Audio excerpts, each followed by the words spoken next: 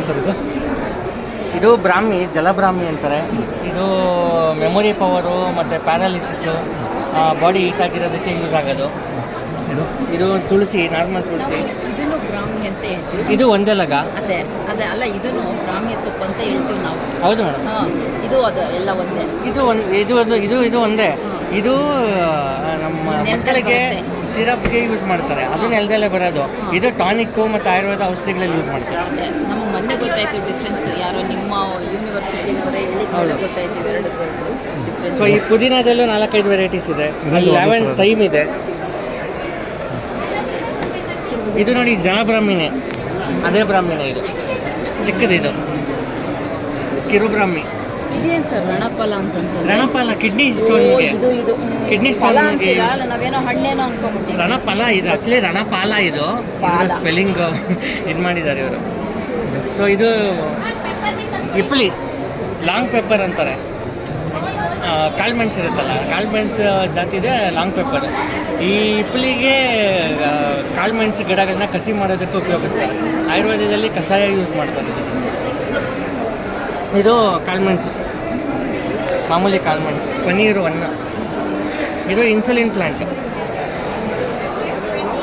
Stevia, ಸಕ್ಕರೆ ಬದಲು powder ಮಾಡಿ ಉಪಯೋಗಿಸ್ತಾರಲ್ಲ, ಸ್ಟೀವಿಯಾ ಅದು. ಇದು ಟಿಂಚರು, ಗಾಯಗಳಿಗೆ ಮತ್ತು ಸೋರಿಯಾಸಿಸ್, ಸ್ಕಿನ್ ಪ್ರಾಬ್ಲಮ್. ಸ್ಟೀವಿಯಾನ ಇದು? ಹಾಂ, ಸ್ಟೀವಿಯಾ. ನಾವೊಂದು ತೊಗೊಂಡ್ಲ? ಹಾಂ, ಗಾಯಗಳೇನಾನ ಆಗಿದ್ರೆ ಇದನ್ನು ಟಿಂಚರ್ ಬದಲು ಈ ಎಲೆ ರಸನ ಹಾಕಿದ್ರೆ ಗಾಯ ಬೇಗ ಒಣಗಾಗುತ್ತೆ. ಇದು ಕಾಳುಮೆಣಸು. ಇದು ಪುದೀನ ಜಾತಿದೊಂದು ಪೆಪ್ಪರ್ಮೆಂಟ್ ಪ್ಲ್ಯಾಂಟ್.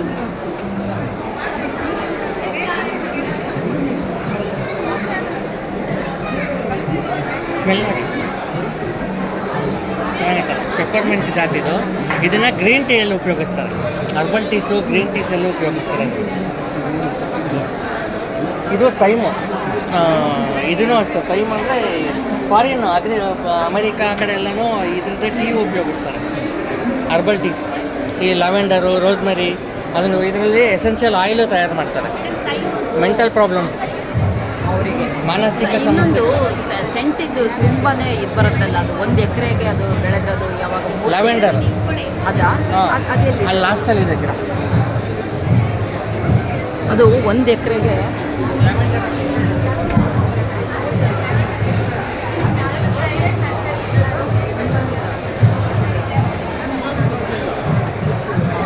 ಇದೇನೇನಾ ಇದು ಸೆಂಟ್ ಎಲ್ಲ ಮಾಡೋದು? ಹೌದು, 1 ಎಕರೆಗೆ ಲ್ಯಾವೆಂಡರ್ ಸೆಂಟ್. ಅದಲ್ಲ, ಅದು ಕೇಸರ. ಅದೆಲ್ಲ ಕೇಸರಿ ಅಂತಂದ್ರೆ ಅದು ಗೊತ್ತಿಲ್ಲ. ಇಲ್ಲಾಂದ್ರೆ ಲ್ಯಾವೆಂಡರ್. ಇದೇನೇನಾ ಸೆಂಟ್ ಎಲ್ಲ ತಯಾರಿಸೋದು? ಇದೇನೇನಾ? ಇಲ್ಲಿರೋದೆಲ್ಲ ಆಯಿಲ್ಸ್ ಇದೆ, ಎಸೆನ್ಷಿಯಲ್ ಆಯಿಲ್ಸ್. ಎಲ್ಲ ಬಿಟ್ಟು ಅದು ತುಂಬ ಕಾಸ್ಟ್ಲಿ ಅಂತ. ಇದರಲ್ಲಿ ಬರುವಂಥ ಹೂವು, ಅದರಲ್ಲಿ ಬರುವಂಥ ಎಸೆನ್ಷಿಯಲಿಂದನೇ ಅಲ್ವಾ ತಯಾರು ಮಾಡೋದು. ಅದು ಇದು ರೋಸ್ಮೆರಿ. ಇದು ರೋಸ್ಮೆರಿ ಆಯಿಲ್ ಗೊತ್ತಲ್ಲ, ಏರ್ ಆಯಿಲು, ಸ್ಕಿನ್ನಿಗೆ ಯೂಸ್ ಮಾಡ್ತಾರೆ. ಮತ್ತು ಇದು ಆರೋಮಾ, ಇದನ್ನು ಯೂಸ್ ಮಾಡ್ತಾರೆ. ಇದು ತುಳಸಿಯಲ್ಲಿ ಇನ್ನೊಂದು ವಿಧ,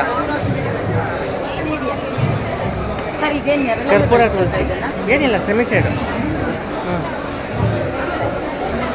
ಇದು ಜಪಾನೀಸ್ ಪುದೀನ.